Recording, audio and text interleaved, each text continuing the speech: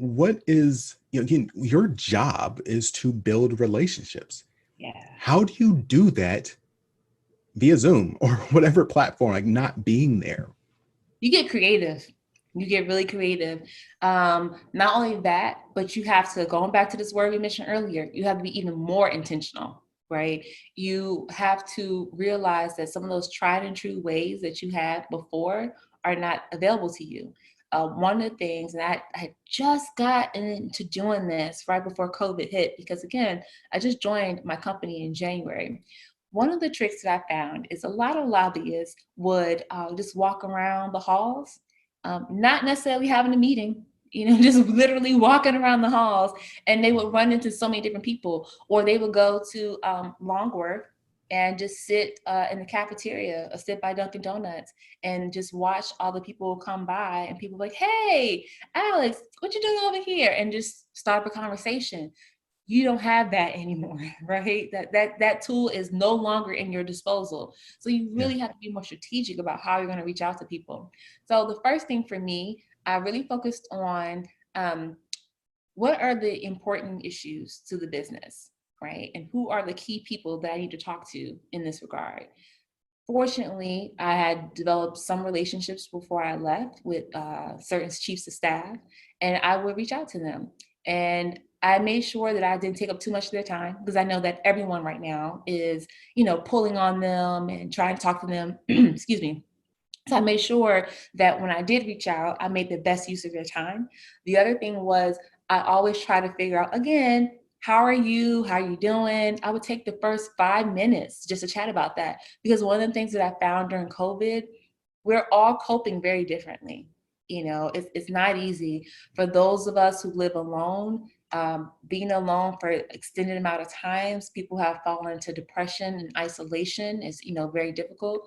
But those of us who have, children or spouses, there are also issues with being around someone almost 24/7 and feeling like you don't get a break. So like everyone has a challenge. And even though there's so many things happening in the world that are important to us, we have to remember that that other person on the line, you don't know what they're going through. So, by just asking them how they're doing and just, kind of chatting them up, that could probably be the highlight of their day. So when I reached out to people, I was very intentional, and I was also genuine about, kind of reaching out and making sure that person was okay before I then started into why I was, reaching out to them.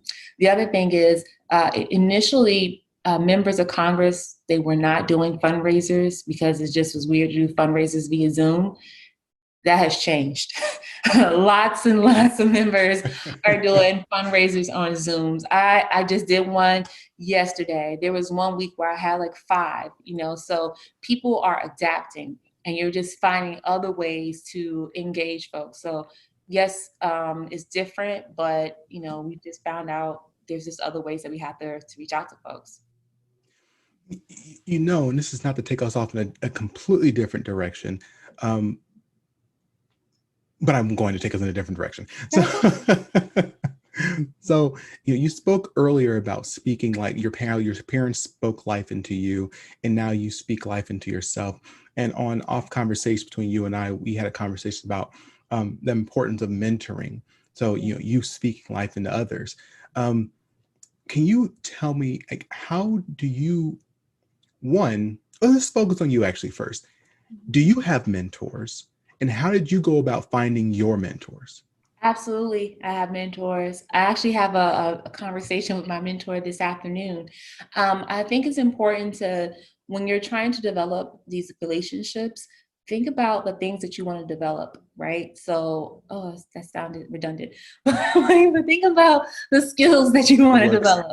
develop. So I have one mentor that he is very well known in the agriculture industry, right? He is connected like someone, I mean, like none other. He is the person that people go to on ag issues. And the thing that I like about him is that even though he's a Republican, he has gained so much respect in the industry that sometimes people forget what his political affiliation is. So I asked him, I was very, clear. Again, I'm straightforward. So I asked him straight out, hey, will you be my mentor? And this is why I would like for you to be my mentor, because X, Y, and Z reasons.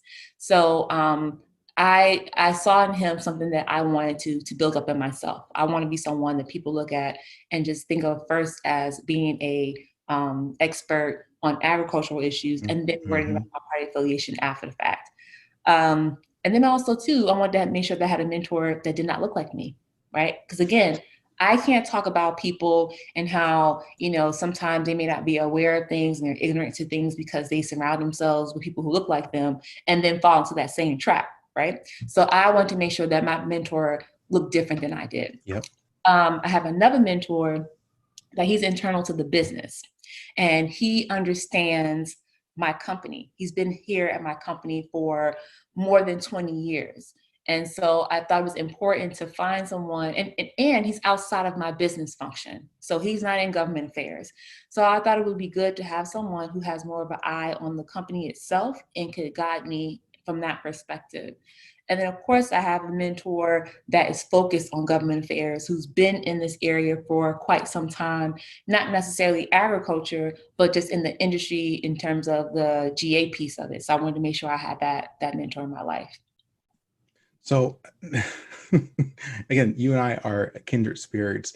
I literally last night finished a new online course specifically on developing mentoring relationships. And one of the biggest points I have is that you need more than one.